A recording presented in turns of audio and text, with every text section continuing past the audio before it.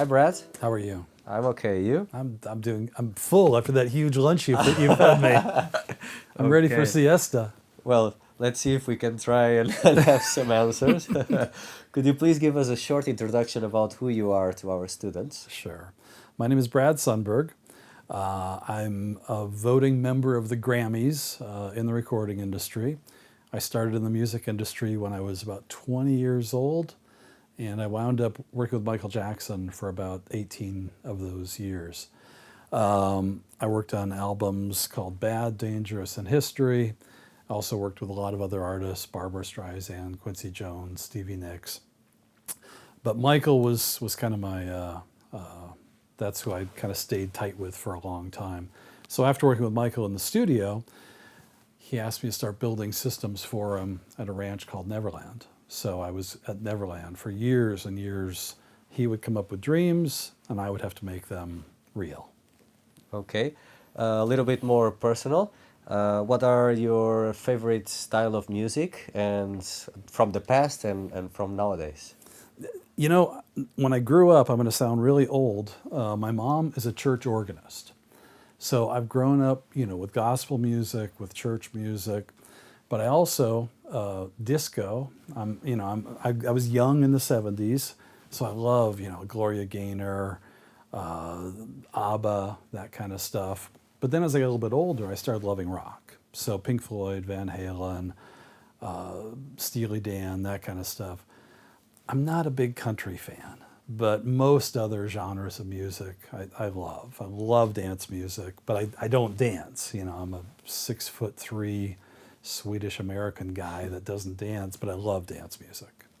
For you, what are the main differences between the 80s style of engineering and nowadays? Consoles were getting bigger and bigger. SSL was doing 96 input consoles and 80 input Neves.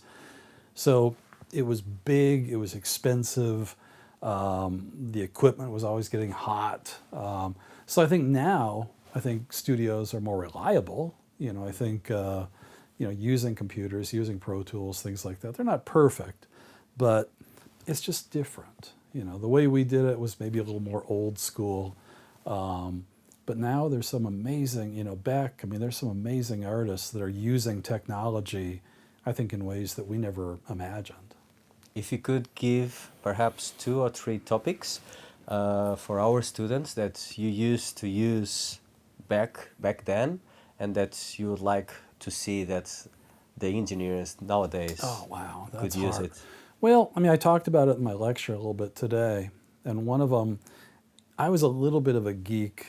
If you're going to do this, you can't just be a computer expert. That's helpful, but I think having some musical talent is certainly helpful, and also a little bit of an electronic understanding signal flow. You guys have that, well, even this room, but the little room that you have here with the Yamaha board, just go in there and start patching music into different faders, listen, learn how the signal changes, as you adjust the EQ. I think getting your hands on and actually feeling as you make these adjustments, to me, is a good starting point before they're doing everything with a mouse, in my personal opinion. How did you met Michael Jackson, and how did you begin to work with him, and what albums did you work on? It's funny. I swear this is true. A lot of people are like, I remember exactly when I met, Michael Jackson or whoever. I don't remember our first meeting. I was working at a recording studio in Los Angeles called Westlake, and Michael was working on a project called Captain EO for Disney. And he would drive himself to the studio, and he would just come in the back door, and I was like getting food. There was, the whole studio was only 2 rooms. It was 1 engineer. There might have been 1 keyboard guy, a tech, and me and Michael. That was it. The other room wasn't even booked. So when Michael would come, I would kind of buzz, we had a little camera so I could see when he was there and buzz him into the back door. And we would just pass each other. I would bring him food, and it was, hi, my name is Brad. And we would just chat. And it was very very gentle, very innocent, and we just became friends. And we weren't like best buddies or anything, but he trusted me.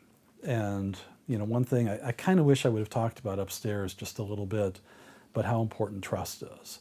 Because when you're in these rooms, there's, people are singing, and it's, if they make a mistake, it's okay to kind of laugh as a group, but you never want to laugh at somebody.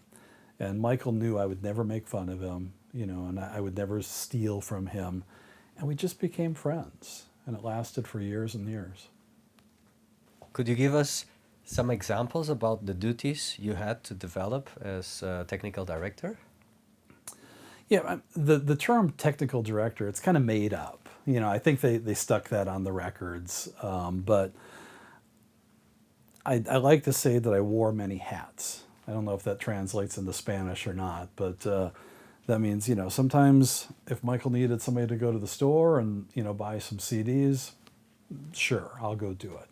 If Michael's going into a new studio, I've got to check every single fader and switch on this board.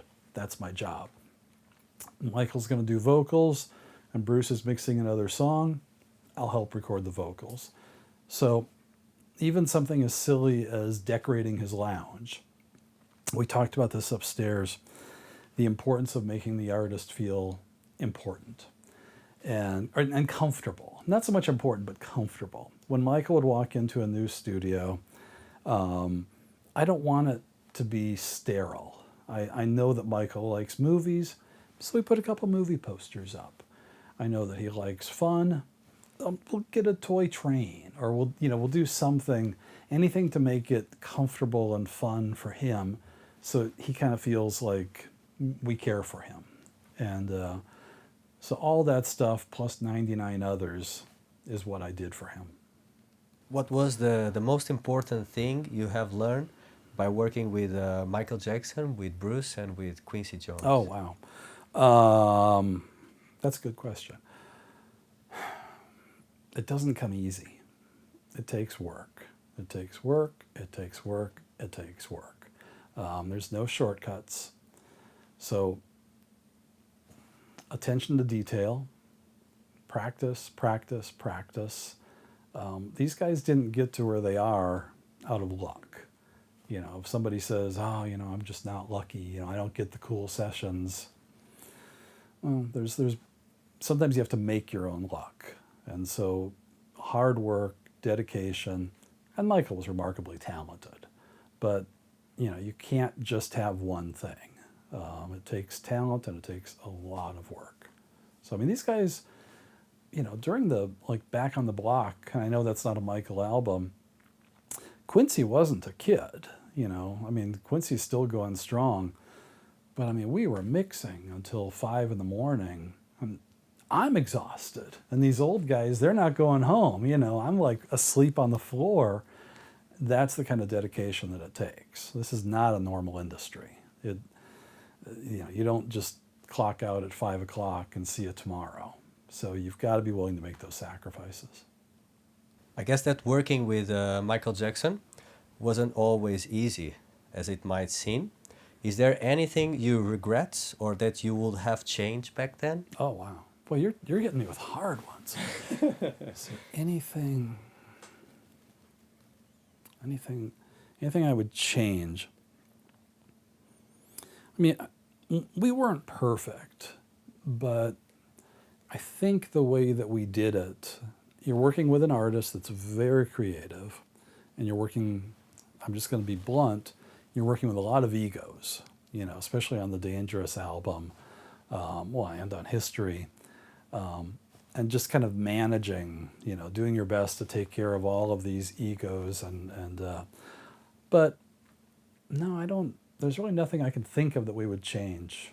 I think Michael, he wasn't perfect, but as far as his professional, the way we handled him in the studio, I think we did the best we could. If you could tell to our students what do's and don'ts they could create. Oh, I love this question. Keep going, keep going. In order to make their career on the nowadays creative media. The number one don't.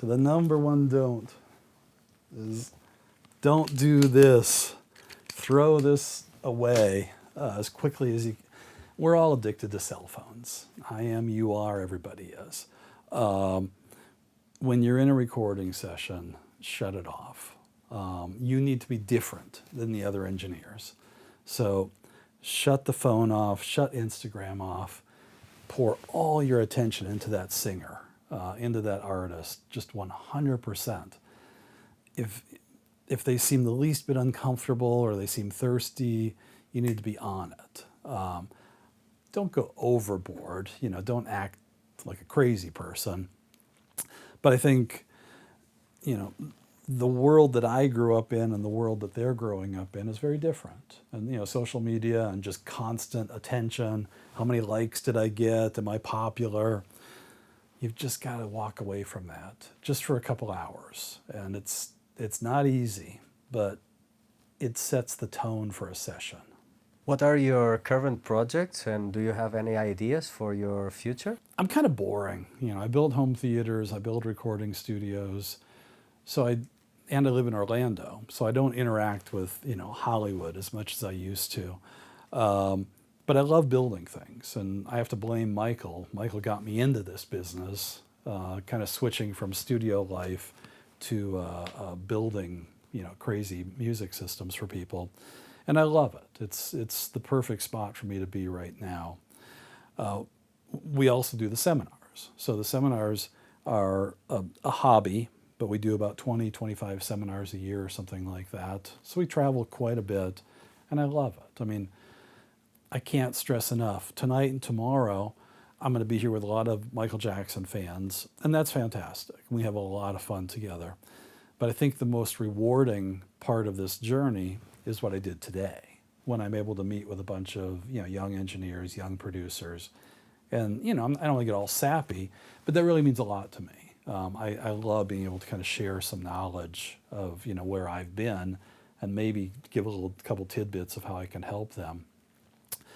As far as where I want to go, it's funny. I mean, we talked about it at lunch just a little bit, but if I'm going to dream, I would love to build a facility where I just do seminars and training, probably in Orlando. People can come in and we can have a little bit more of a nice setup the way I would like to do it. But I love the travel, so I like both. I'm very blessed, and I'm a little bit spoiled, and I'm very grateful. I believe you remember many stories you lived back then, but I'm sure there's a special one that you think about many evenings before going to sleep. Could you share one of those with us? With Michael? Oh, I don't. He was a boring guy. I'm kidding. It was a joke. Instead of just a specific story, it's going to be more of a thought. And that is how important gratitude is. And Michael was probably, I always have to say, not quite on the same level as my dad, but as far as interacting with another man, Michael was probably the most filled with gratitude. Everything we did, it was almost to the point where it was not normal. Where, if you'd bring him a glass of water, thank you so much. And I think that type of human being is somebody that I enjoy being around and somebody that I can learn from. So I think no matter where you are, Michael was the top of his game. I mean, there really was no pop star that was even close to where he was. And yet anything from the smallest little favor, it was just right from the heart, this sense of gratitude. So that, I know that doesn't exactly answer your question, but when I think about Michael, it's more of a full circle. That's not the right word, but kind of a sense of who he was, and it was amazingly grateful. Could you give any recommendations or a special message to our students? You've got to be creative. You've got to work hard. It's a different world than when I was 19, 20, 21 years old. There aren't as many huge recording studios, but there's a lot of really cool things happening in places that you would never think of. I don't want to use all the cliches, but don't give up. Rejection is good. It's good for you to get fired from a job. It's good for you to fail, but to learn from that failure. Practice, practice, practice, practice. And then the other thing that we talked about, and this is difficult, but as much, it shouldn't be difficult, but your attitude. Your attitude has a tremendous influence on how a session goes. So I hope that helps. Cool, it helps a lot. One last request, if you don't mind, could you sign just a poster so we can put it on the wall, if you don't mind? I would be honored to.